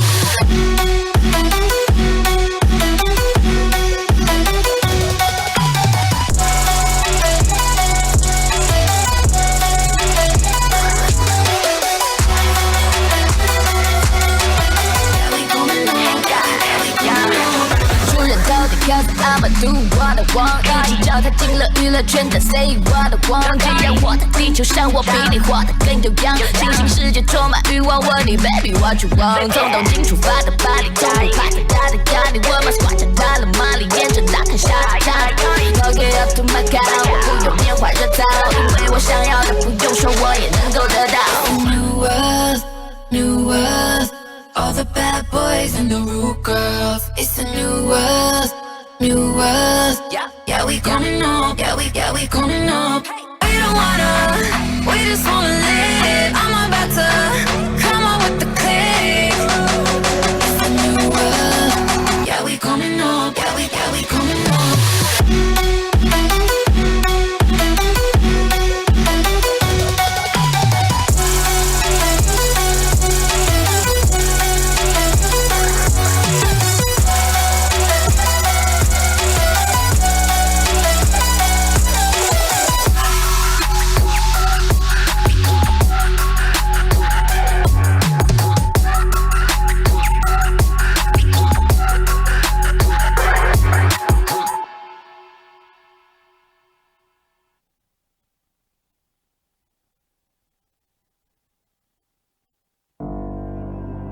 Tell me everything that happened. The first time I visited death row, I wasn't expecting to meet somebody the same age as me. From a neighborhood just like ours. Could have been me, Mama. But what you're doing is gonna make a lot of people upset. You always taught me to fight for the people who need the help the most. Your life is still meaningful, and I'm gonna do everything possible to keep them from taking it. You don't know what you're into down here in Alabama when you're guilty from the moment you're born. God. Mr. McMillan. We done here. Mr. McMillan, please. I was just about to give up when I got a call from a Harvard lawyer looking to start a legal center for inmates on death row. I was in before he even offered me the job. You the lawyer? Yes, ma'am. Thank you so much for driving all the way out here. Most lawyers barely make time to call. I can't believe you talked to all my people and say you're gonna fight for me. I did. It mean a lot. If you go digging in those wounds, you're gonna be making a lot of people very unhappy. When people care about a thing that much, they'll do anything to get what they want. When I first learned about all this, it was like looking at a river full of drowning people and not having any way of helping them. You ain't quitting, is you? No, sir. Each of us is more than the worst thing that we've ever done. I know what it's like to be in the shadows. It's my dad. He do nothing wrong. It's never too late for justice. You're the only one kid enough to fight for me. If we can look at ourselves closely, we can change this world for the better. We all need grace. We all need mercy. I got my truth back. You gave that to me. And ain't nobody gonna take that from us.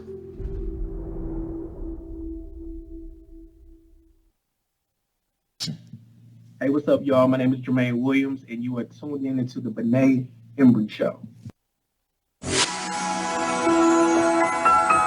We are back, ladies and gentlemen, and I want y'all thoughts on this real quickly.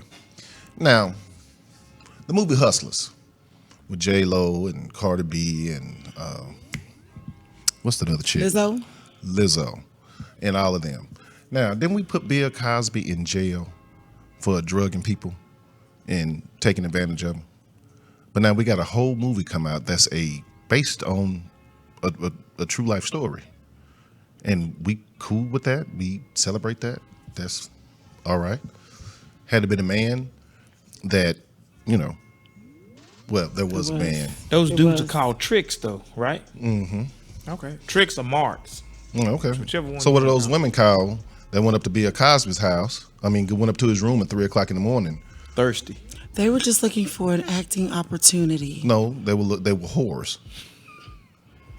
They were just trying to further Hold their on. career. Did we play the disclaimer at the beginning of the We're show? whores. Yes, I did. Yes. Oh, okay, I saw it. cool, I read cool. it. I read it for my own protection. All right, cool. I'm just all right. No, I'm being just clear. saying. No, I'm just saying because we cool because it's cool when women do it, because they got to get it how they live. They want them dead presidents. But a man do it, he's the Antichrist. Yes, and I'm not saying Bill is right, but ladies, you go up to a man's room or to his house at 3:00 in the morning, unless you his mama, his sister, his daughter, or even if you like his distant, Depending on which state you in. right? Oh, it's high yellow hush. Yeah, I'm serious. I mean, maybe first or second cousins, you may be safe, but if you third cousin or below, it's and you come over to a male's house at 3:00 in the morning, yep, you should know. I agree. Because when I was single, if you come over my house past 10:45, killing ground. 10:45, 7:30. Talk about 7:30. You in the killing ground? Yeah, I mean that's just for real. Hey, what you doing? About 10:47. Nothing. You want to come over? Watch TV? Yeah, you want to come over watching TV? And the cool thing about it is, you already know what you're coming over there for. You ain't got to say you coming over here to have sex. I mean, but you take the precautions. You done shaved up everything. He done cleaned up, put some potpourri out so the house smell good and shit and all of that stuff. Changed the bed sheets, all of that stuff. Ain't nobody coming over to your house to handle no business that goddamn late at night. Now I can go over a friend's house at 9:00. And nothing happened. We are literally watching TV, cracking up, whatever, and then I go home at midnight. I can do that. I have a friend that I feel like he wouldn't try to do anything with me. I'm looking at you because once you pass that 10:45 I gotta go home by 10:30. Yeah, you need to be on. You need to okay, because after then the hunt is on. I'm just saying he's. You want some more wine? Is he a really nice guy? Yeah, he's very nice. Is he gay? No. Oh, okay. And he let you stay over till midnight and you ain't got to get up. I never have. I'm just saying I feel like don't do that shit. He would. Don't do that. Don't put that. You confuse him. Yeah. No, he ain't gonna be confused. I just no, I'm serious. You'll confuse him because he's sitting up be thinking to himself like, okay, damn, we friends. But she over here putting we herself have been in a friends for years and nothing has ever. Booty call position. Does not matter. He's probably never been put in that situation before. I'm quite sure he has. I mean, no, not with you. Who was the comedian that said that he's only friends with women because he hadn't had the opportunity to do more? Ladies and gentlemen, when I was single, I had a whole bunch of home girls. A whole bunch of them. But thank you, James. No, they were home girls. But they knew they homeboy well enough to know I can't play with Benet like that, cause about 10:45. If I ain't finna give up no ass. 7:30. Sit up there. I'm just finna come over there and spend the night. Okay. Do it if you want to. But what if they don't want to? What if they don't want Then they need to leave. Bill Cosby. Bill Cosby reminiscent type of dude. The door opens and closes, so you can go in and out. But at a certain time, they got to leave. They got as to go. Your friends. Yeah. Bona fide friends. They got to go. Yeah. You heard it here first. You don't need temptation like that. I don't. I'm trying to be saved. I don't need to be thinking about that. Watch out for that lightning bolt. Too many things can fall on your You head. sit up here. You over there, because at 10 o'clock, shit, I'm starting to get in my mode. I probably done had a little bit to drink, and you know, looking all good and stuff and everything. You all relaxed. What if she not looking good? Like, does it help if the girl come over, she got on a bonnet, she got on a big old shirt? Jason, don't act like you don't know what a bonnet is. Really all right then, now. It really don't even matter. Hold on, listen. This is the truth. Old school dude told me this. He said women go buy all these Victoria's Secrets, these panties, all this other stuff, and he said, hell, that's the first thing the man take off. Yeah.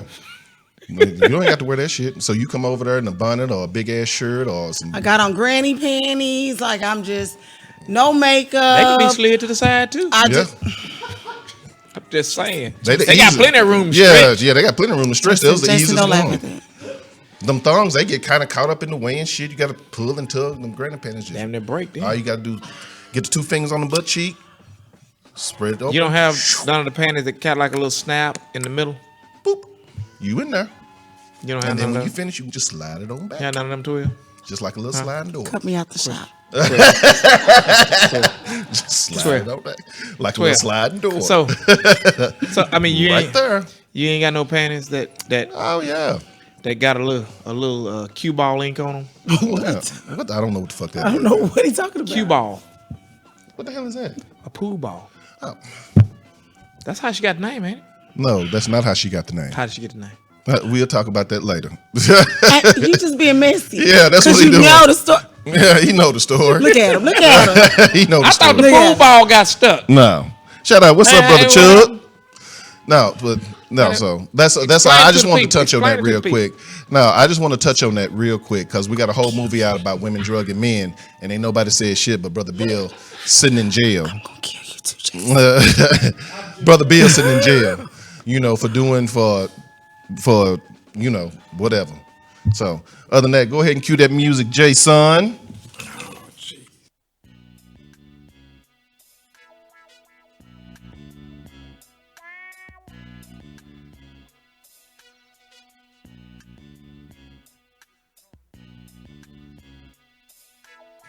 Ladies and gentlemen, forgive this little lax of music because James, he has to feel. Go ahead and put the shot on him.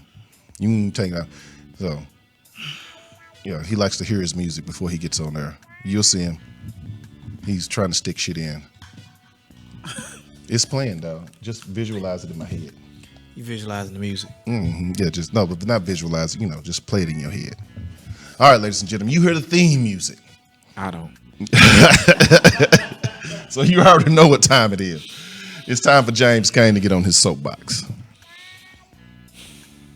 Okay. Good evening.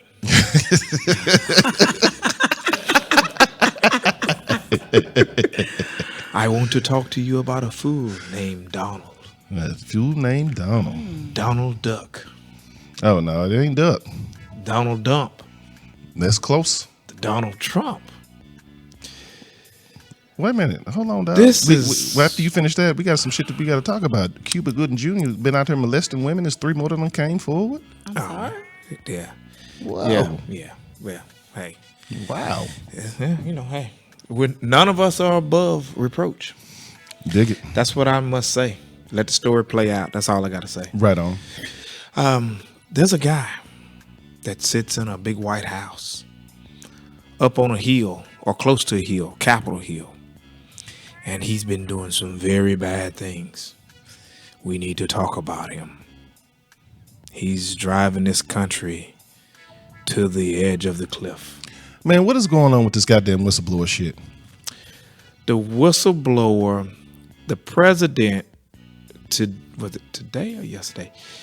He said that them trying to force this vote in the House of Representatives with Adam Schiff, that the president said that he's gonna sue Adam Schiff on this intelligence committee for wanting to do an investigation to gather up the information to find out whether or not this dude did something wrong. Man, the parallels between President Trump and Richard Nixon is like damn near identical. Dude, they're like, Trump has done some stuff worse than Nixon. Agreed. And nobody calls him on it. And I just say it's like this. Whether if you're an American citizen and you believe in the Constitution of the United States of America, and then if you believe in this great republic for which we stand, then you should be outraged that one of the co-equal branches of government is running the government like running a mafia. roughshod right over everybody else, and the rest of them are saying for party politics, man, listen, we're gonna let you do it. What would make somebody do that, James? Because, like I said, we all are supposed to be Americans. We're all supposed to be for the greater good of this country. Money. If it's, well, okay. I mean, that's what it boils down to. It boils down to re-election and money. And the deal is that the Democrats, have a weak platform, in my opinion. I got a friend of mine from Delaware. He was down here this got weekend. a week as far as the platform for the re-election platform. Yeah, because they're not unified. They're all over the place. Well, I hate to cut you off because you got the progressive Democrats, which is Booker, Harris, Bernie, and the rest of them, and then you got Uncle Joe, the more traditional Democrats, which is Warren, Biden, and what's the other cat? It's another cat. He's not the gay governor. I can't remember. What is it? Oh, the businessman. No, Yang is definitely progressive Democrat. Yeah. So you have and I don't think people even understand the difference between the traditional quote unquote Democrat and the quote unquote progressive Democrat. Can you break that down real quick? It's kind of like trying to understand the difference between the Tea Party and the Republican Party. They both have and share a lot of the same philosophies. It's just that one branch of them is like just a little bit more extreme.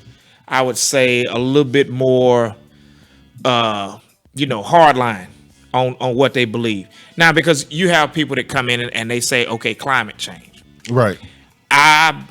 Okay. Scientific data tells us it's climate change, but you got the Republican Party and some of those people that don't believe it. Right. And so my deal is this right here. When you see glaciers that have been there and for recorded history and time where they go and they drill, they bore down and they take these pieces of ice and they can come in and say, wow, this glacier has been here according to these stacks and levels of ice because they're different every snowfall of the season. They can say this glacier has been here for 5,000 years. It's that old.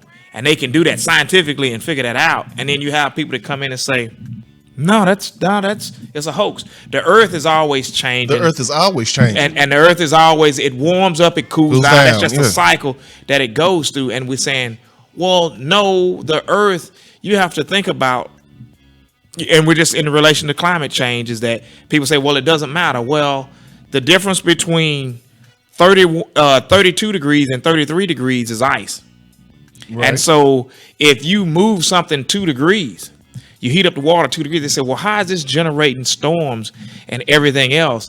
It's because it's putting different levels of moisture in the atmosphere that are creating these superstorms to feed off of. Cutting down all the fucking rainforest and shit. We're cutting down the rainforest and we're doing things that emit greenhouse gases. We're not the ones that more so that are doing it that other than like developing countries. And you have to think about it's a compound effect that everybody is having on the earth. But you can't say that the science is not real just because you don't like it. Well, that being said, let's go back and break it down, because you got people out there, and this is why this is important, ladies and gentlemen. People like me, I don't belong to a particular party. Some of my views are conservative. I hate abortion. I think it should be totally banned for whatever reason, whatever. But some of my other views are liberal. And so for people out there that don't, quote, go with either party, what is the difference between a progressive Democrat, which is AOC and the squad and all of them folk, versus somebody like Joe Biden and the older generation? I mean, the best example that I can give you in the most recent history would be the Tea Party. The progressives now are what the Tea Party was 15, 16 years ago. Mm-hmm. Where they came in, it was like this radical wing, and it was like, for the Republicans, it was like everybody, it's kind of like you want something and I want something. So what I'm going to do is that you're more conservative and I'm way more liberal. So what I'm going to do is I'm going to run over here to this far extreme, and then you're over here.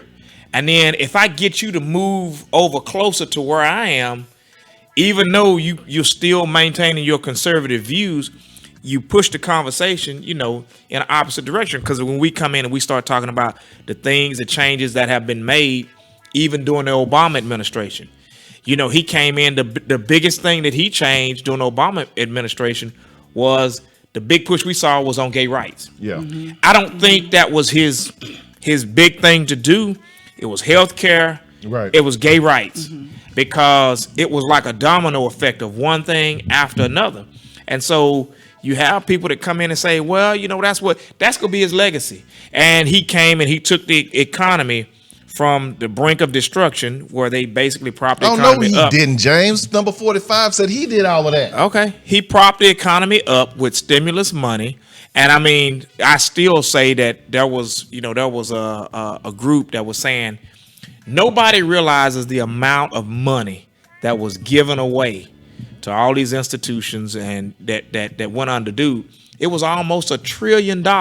So they were saying that this is how deep it was that the amount of money that was given away, if you took every homeowner, everybody that owns a home in the United States of America, you would have been able to given every homeowner like $250,000 or $270,000. Shit. And that was every homeowner in the United States. And that was the equivalent of the amount of money that we gave to banks to bail them out. So, because if you'd have given the money to us as homeowners, I'd have paid off my house and I'd have still had some money left over. Yeah. And I would have been house note free. The banks would have been solvent. Everything would have worked out. But the banks got theirs free and clear. And us, the taxpayers, gave it to them, but we couldn't get no bailout. They gave us this other stuff, this refinance, this HARP. Yeah. Which basically means that if you negative equity, you can refinance your house and get a lower interest rate. Then 45 took away Dodd-Frank and all of that stuff. Question for you real quick. We still on your segment, James. How do you know? What do you vote? Because, and I hate to put you on the spot, but when Obama was president, first off, I voted for him because he was black. You can say that? No, I say that. I voted for him because he was black. I wanted somebody to finally look like me that represents me.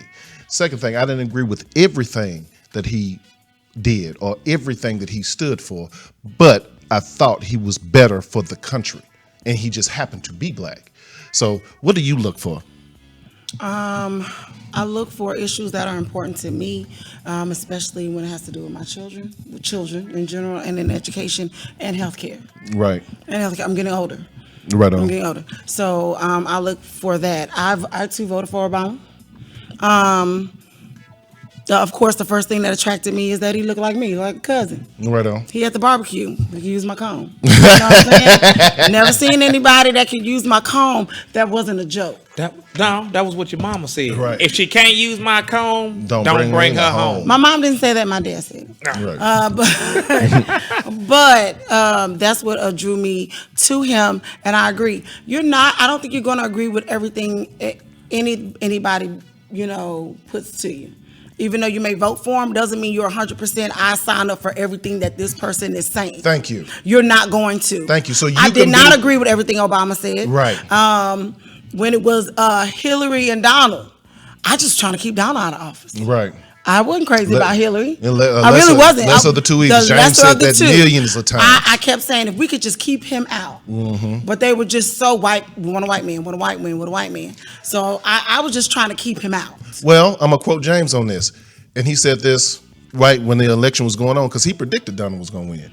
He said that the people are so afraid because a black man was in office because of the change that he represents. Nobody would have thought. They thought we were still 100 years away from putting a black man in office. And that they had to get the exact opposite of that man and to nullify. To make America great again.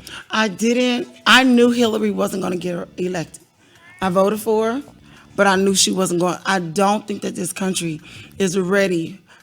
We couldn't go from black man to woman. It doesn't matter. Black, white, or whatever. Whether she's white woman, black woman, Mexican woman. We cannot go from black man to woman. That wasn't going to happen. Right. I tried. I knew it wasn't going to happen though. This country, as far as women, not ready for that. They'll put another black man in there before they put a woman of any race in there. You agree with that, James? Yes, I do. You do? Yeah. I think Harris got a shot. I think she got a hell of a shot. No, she don't. I think Kamala Harris. Kamala Harris. You don't think she? Kamala. I'm sorry. She doesn't. She don't. She doesn't. And the reason so why. Warren and Harris, neither one of them have a shot. So I love Elizabeth Warren though, but she ain't gonna. No. So you think the Democratic nominee will be Biden? No. Listen, Joe Biden is kind of like, okay, Bernie's sick and old. He's 78 damn years old. Yeah. He doing good for 78. Yeah, but don't he remind you of the old man sitting on the corner? You can't get off my lawn. He reminds me of that dude from Back to the Future. We just want him to live for 8 years. No, that's who he reminds me of. Because every time you see him on a debate, he says these same things. The millionaires get millionaires. So what do you think about healthcare? The millionaires. What do you think about equal rights and equal pay? The millionaires. Okay, so do you think that if you're voting for Bernie, you're essentially voting for the vice president because he's not going to survive? What?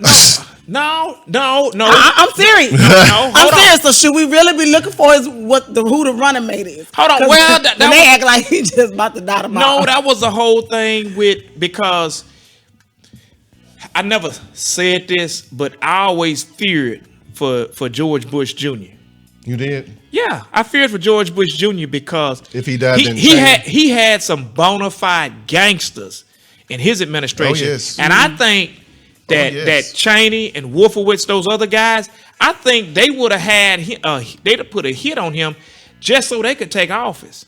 But you remember Cheney had heart problems, and he went in there and he did all these other things. Shit, he shot somebody in the face, and wouldn't nobody say shit about it. Wouldn't nobody? He didn't even get a This is the vice president. He shot somebody in the face. Accidentally shot him hunting, and nothing. Nobody said nothing. Well, I'm sorry, Mr. Vice President. I got in the way of your gun. I got in the way of your buckshots. I'm sorry.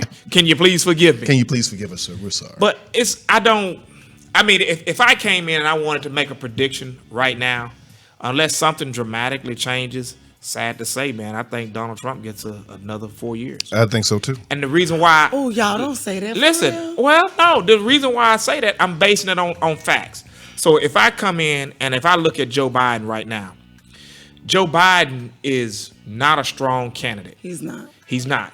It's like the less he says, the better. He can't defend himself on position. Nope. He's riding off the coattails of Obama. Yep. And you got a bunch of people out and here. That's what pissed me off. Well, Obama's my friend. Yeah. So?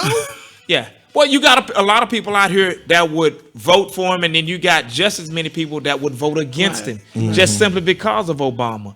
Okay, Kamala Harris. Okay, use her. I think she has some good ideals. I think she's strong. She does too. But I think what she's doing is that she's placating. You can't have both sides of the fence. You're getting splinters on your ass sitting on the fence, and you're trying to appease these other people, but at the same time that just as much as the people that are the ruling class or the people that the money donor class, they don't want another Obama-like person in there. They sure as hell are throwing money at a woman, because at the end of the day, what happens with all this money that's in these campaigns? These people, they find a way to spend it. Well, this is the deal. And people think that number 45 is crazy. He's really not. He's basically dictating to you who he wants to run against. It's a reason why he keeps throwing this man's name on his Twitter feed every single day to force him to respond. Because like James says, Biden at this point can't defend himself. You see, he ain't fucking Kamala, because she'll come for that ass. And I would love to see them two in a debate. I would pay money to see them two in a debate, because she would have his ass. And then he even tried to, maybe Hillary should get back in it and blah blah this and blah blah that. That's further. So he's playing his cards real well. Well, again, anybody that can stage a newscast. What was this? About 4 or 5 years ago, and he said, "Hey, I'm doing a news conference." Had the whole world on pause for 45 minutes, come out there and say, "Oh, it's a real birth certificate. I'm out. Peace." Yeah. Just like that. I was like, damn. I said, that right there, that's power. Yeah, that's gangster. To have everybody hanging on your word. People sit up there and monitor Twitter every day just to see what he gonna say. And he sits on the toilet and give them. And he never disappoints. He's entertaining. Entertaining? No, he's dangerous. He's dangerously entertaining. Now, okay. Let's not forget. Last week he came in, and he's basically pissing on Turkey. It's an ally of ours. Oh yes. we're giving up on Syria. Yep. We're still supporting and doing things to manipulate in Iraq. And what's happening with all of this other stuff? Because it seems like all this stuff is coming out all at once. North Korea, 2 or 3 weeks ago, they were firing off missiles out into the sea, and they had told them that they didn't want to do that. Then he gets on Twitter and he uses that like as an official form of communication. The White House, they don't give press briefings anymore. They just basically said, it's on Twitter. Look, you guys were coming there. They just don't do press briefings. And then everybody says that, okay, this is acceptable. And I'm saying it's not.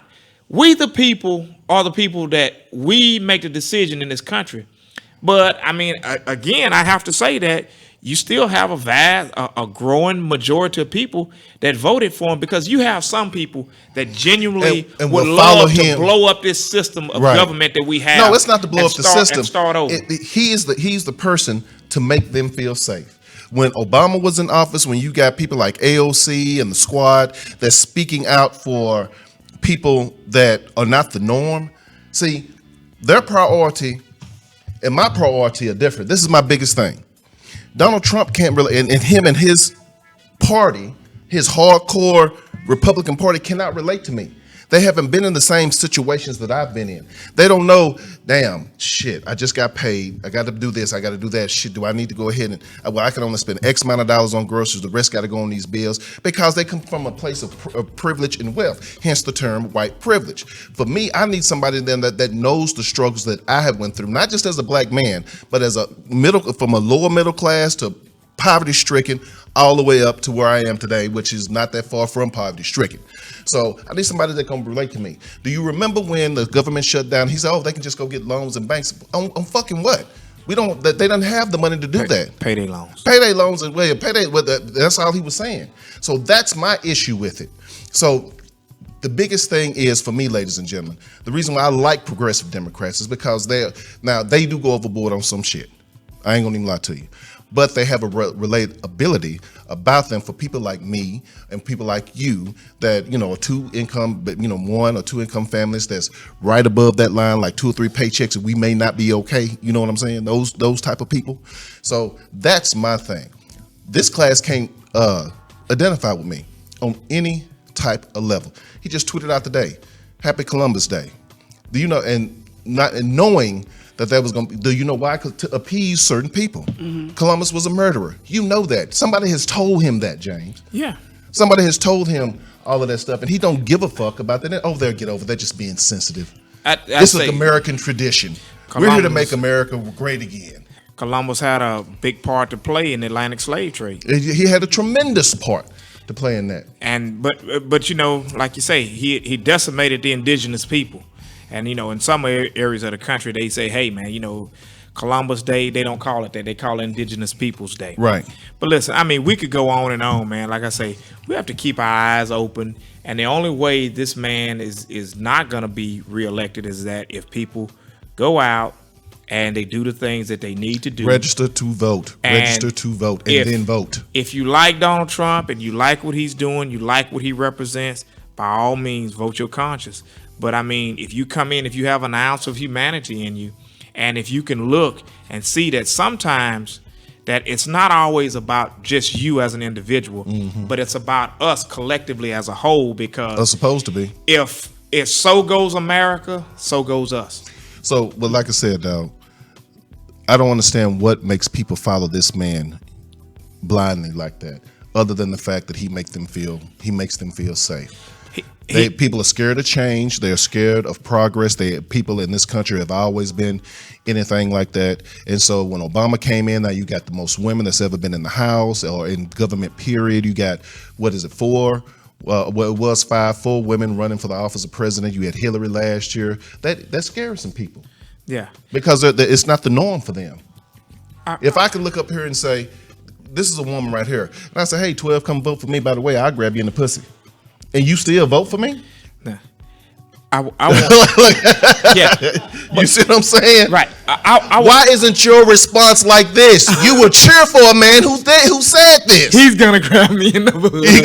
He gonna grab me. And that's the selling point for me. Yeah. Unless if that's something I wanted. Okay, but I want to read this on the way out. It said, racism is a local global power system and dynamic structured and maintained by persons who classify themselves as white, whether consciously or subconsciously, determined, which consist of patterns of perceptions, logic, symbol formations, thought, speech, actions, and emotional response, as conducted simultaneously in all areas of people activities, economics, education, entertainment, labor, law, politics, religion, sex, and war, for the ultimate purpose of white genetic survival and to prevent the white genetic annihilation on planet Earth, a planet upon which the vast and overwhelming majority of people are classified as non-white, black, brown, red, and yellow, by white-skinned people, and other non-white people are genetically dominant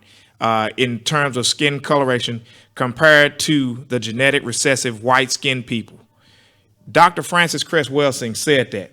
She died a couple of years ago, and what she understood was that you have these people. That's why you have the big push to say, hey, we don't want abortion.